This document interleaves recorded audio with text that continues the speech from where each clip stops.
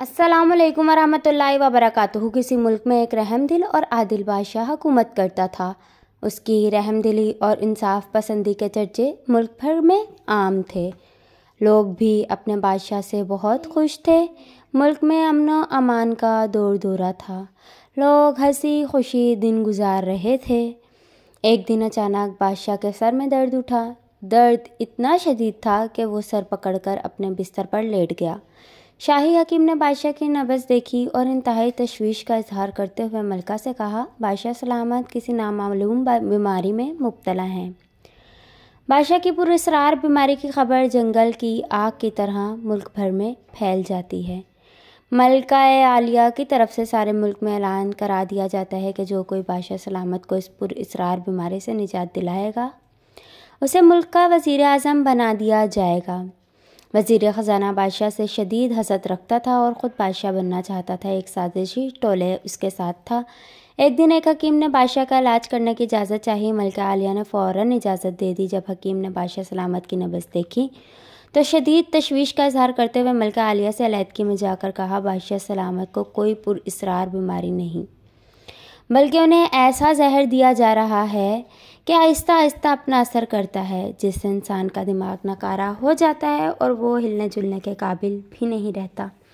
معاف کیجیے گا، مجھے تو ایسا محسوس ہوتا ہے جیسے بادشاہ سلامت کے خلاف کوئی بڑی سازش کی جا رہی ہے۔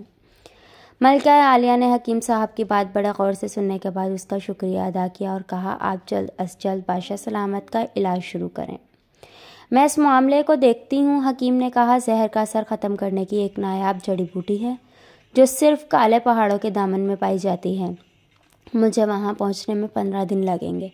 ملکہ عالیہ نے کچھ دیر سوچنے کے بعد کہا، میرے ذہن میں ایک ترکیب آ رہی ہے جس سے سانپ بھی مر جائے اور لاٹھی بھی نہ ٹوٹے۔ کیوں نہ ہم بادشاہ سلامت کو بھی اپنے ساتھ کالے پہاڑوں کی طرف لے چلیں؟ اس سے بادشاہ سلامت کی آب و ہوا بھی تبدیل ہو جائے گی اور ہمارا قیمتی وقت بھی بچے گا۔ روانگی سے پہلے راستے میں اپنے وفادار سپاہی مورچوں میں بٹھا دیں گے۔ سازشی لوگ بادشاہ کو چند آدمیوں کے ساتھ دیکھ کر ضرور حملہ کریں گے اور جیسے ہی وہ حملہ کریں گے ہمارے سپاہی پیچھے سے ان پر حملہ کریں گے۔ ملکہ عالیہ، آپ کی اسکیم بڑی زبردست ہے، اس سے سازشی لوگ آسانی سے بے نقاب ہو جائیں گے۔ حکیم صاحب، سازشی بے نقاب ہونے تک آپ ہمارے وفادار سپاہیوں کی حفاظت میں رہیں گے۔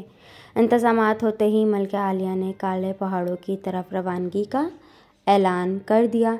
شاہی سواری میں حکیم صاحب کے علاوہ بہت کم لوگوں کو لیا گیا تھا۔ وزیر خزانہ یہ اعلان سن کر بہت خوش ہوا اور اپنے حامیوں سے کہنے لگا، مبارک ہو، ملکہ عالیہ نے ہماری مشکل آسان کر دی۔